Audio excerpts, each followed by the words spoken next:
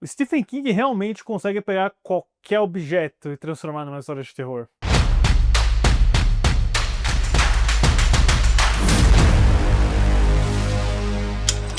Olá, fãs da Sétima Arte, meu nome é Lucas Nascimento e esse é o Lucas Filmes e me permitam descansar um pouquinho depois do Oscar. A temporada de prêmios foi muito pesada, teve a live aí de 4 horas que vocês podem conferir aí no canal. Tô diminuindo um pouco o ritmo das coisas aqui, vocês devem ter percebido que o vídeo de bilheteria deu uma atrasadinha também, mas eventualmente as coisas vão voltando ao seu lugar e eu tô aqui pra falar hoje do último filme que eu assisti no cinema, que é O Macaco, nova comédia de terror dirigida pelo Osgood Perkins. Mas antes eu vou pedir para você curtir esse vídeo, se inscrever no canal e ativar o sininho para não perder notificação dos próximos vídeos.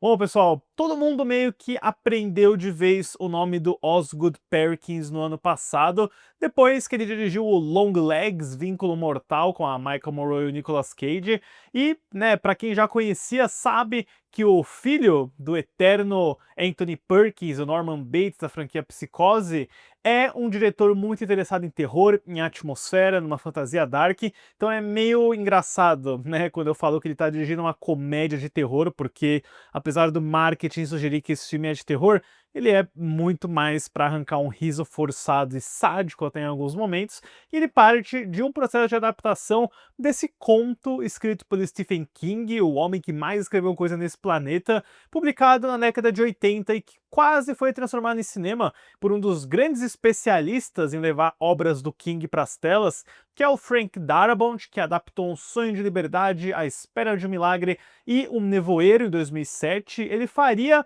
uma adaptação do Macaco logo depois daquele filme com o Thomas Jane, mas é um daqueles projetos que acaba simplesmente não acontecendo, que só volta a ressurgir pós o sucesso do It e essa insurreição de novas adaptações do Stephen King que invadiram Hollywood entre os anos 2010 e 2020, com o James Wan e a sua Atomic Monster adquirindo os direitos no Festival de Cannes de 2023 e montando aí um pacote muito atraente com a produtora do Peter Safran, o atual co-CEO da DCU com o James Gunn, e o diretor Osgood Perkins, que fecharia aí um acordo com a distribuidora americana Neon para distribuir 3 filmes dele, né? O Longlegs, O Macaco e um novo que sai ainda nesse ano, com um orçamento de 10 milhões de dólares e filmagens que aconteceram num período de um mês em Vancouver, no Canadá, para um lançamento agora em março de 2025. É um dos primeiros grandes filmes do ano. E um aspecto que eu achei interessante, né? Já falando um pouquinho sobre a história e a narrativa, é que ele envolve esses dois irmãos gêmeos, que são vividos ambos pelo Theo James, e a gente precisa ter uma conversa sobre como 2025 é o ano em que atores estão interpretando versões duplicadas de si mesmo. É um tanto quanto assustador notar a quantidade de projetos que partem dessa premissa, mas o Macaco, né, ele tá falando sobre esses dois irmãos, sobre esse brinquedo, esse macaco de corda que bate num tambor quando alguém gira ele e alguma morte muito inesperada, muito gráfica e cartunesca acontece meio que de maneira aleatória. Então é uma história que passa ao longo de anos com os irmãos tentando acabar com essa maldição que supostamente teria sido passada pelo pai deles, que é vivido pelo Adam Scott da série Ruptura, numa cena muito breve no começo. Então é aquela clássica história de maldição, é a clássica história da Paco do Macaco também, né? Você puxa um dedo, ganha um desejo, só que nesse daqui você literalmente só tem a consequência ruim. E uma quote interessante que eu li do Osgood Perkins é que quando o James Wan chegou para ele com esse projeto, com a ideia do roteiro, ele disse que era muito sério, era uma abordagem muito sombria. E o Osgood Perkins tomou muitas liberdades, eu inclusive vou trazer aqui exatamente o que ele disse. A questão com o macaco de brinquedo é que as pessoas ao redor dele morrem de formas insanas. Então eu pensei, horas, eu sou um especialista nisso, já que ambos os meus pais morreram de formas insanas de fazer a cabeça coçar, e eu passei muito tempo da minha vida me recuperando da tragédia e me sentindo muito mal. Tudo parecia muito injusto, você personaliza o luto, por que isso está acontecendo comigo? Mas eu sou mais velho agora e você percebe que esse tipo de coisa acontece com todo mundo. Todo mundo morre, às vezes dormindo, às vezes de forma verdadeiramente insanas, como eu experienciei. Mas todo mundo morre. E eu achei que talvez a melhor forma de abordar essa noção insana é com um sorriso. E essa frase meio que ajuda você a entender completamente o filme. Inclusive, a personagem da Tatiana Maslany, que aparece em flashbacks como a mãe dos dois gêmeos, tem um diálogo que é praticamente essa frase que ele tá falando sobre como todo mundo morre, como todo mundo às vezes tem uma morte pacífica, mas às vezes é uma morte maluca.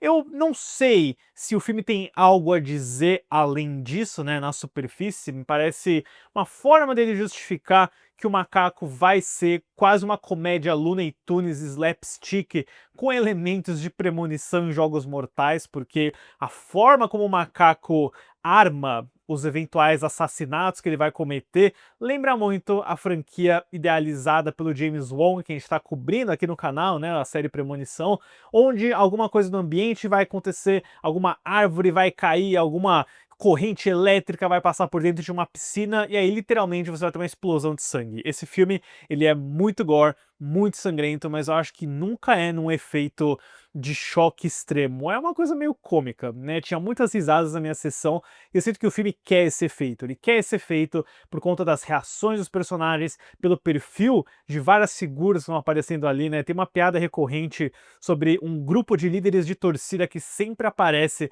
para comemorar a descoberta de um cadáver na cidadezinha onde eles vivem, que é no Maine, claro, né? Toda a história do Stephen King se passa no Maine. Então eu acho que o Perkins encontrou um tom muito complicado, mas eu acho que ele consegue executar muito bem.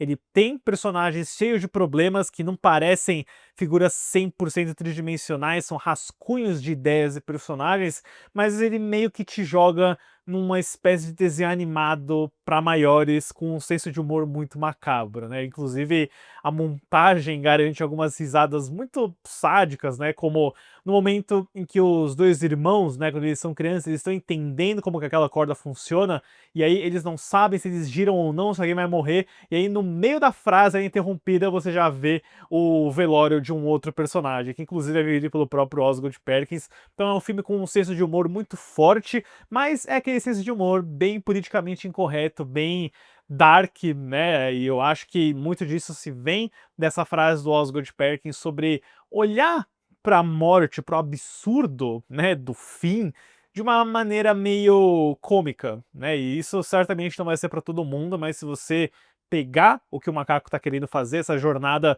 de 90 minutos, é um filme curtinho, ele passa rápido, ele é bem direto ao ponto, ele tem excelentes foreshadowings por sinal, sabe? Elementos que são introduzidos no comecinho do filme voltam de uma maneira muito memorável no final. E eu devo dizer também, né, olhando mais a fundo nas performances e elementos do filme, o Theo James está surpreendentemente muito bom. Ele consegue criar duas performances muito diferentes para os dois irmãos. O Hal sendo um pai de família muito inseguro e o Bill sendo algo completamente diferente, né? Ele era o irmão de alguns minutos mais velho, porém ele sempre foi um pouquinho mais agressivo em relação ao irmão que é mais na dele, mais quietinho, e eu inclusive destaco a performance do ator que fez as duas versões jovens dos irmãos. Eu tava achando que eram dois atores diferentes até. Eles criam muito bem esse personagem, todas as mortes, né, com exceção daquelas que tem um CGI meio tosco, né, em uma delas envolvendo uma colmeia de abelhas, são inventivas, são divertidas. A trilha sonora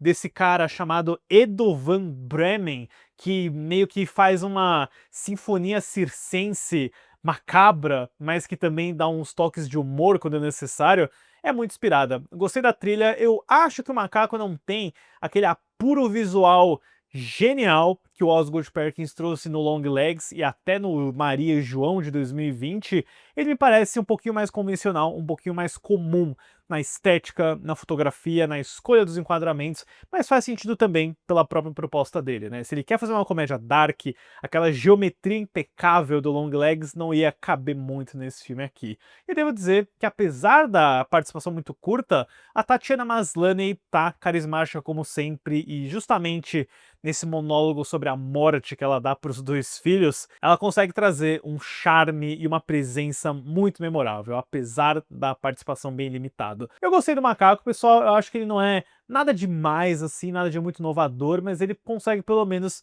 divertir com os absurdos da proposta dele, com a irreverência das sequências de morte que são absolutamente espalhafatosas, artificiais de propósito, mas que até levam a uma conclusão onde o Osgood Perkins colocou um elemento que eu falei, uau, que demais, né? E é o tipo de coisa que ele não vai te explicar, é um filme que não traz justificativa, você nunca vai entender o que é o macaco, o que é esse brinquedo, por que que ele faz o que ele faz, e ele meio que te convida a testemunhar os absurdos e, como ele mesmo disse naquela frase, né, dar umas boas risadas de tanto sangue jorrando. Pra O Macaco, eu dou uma nota 7. Deixe nos comentários depois o que vocês acharam de O Macaco, se vocês já assistiram ao filme e sua opinião geral sobre o cinema do Osgood Perkins. Certo, pessoal? Obrigado pela visita e até a próxima sessão.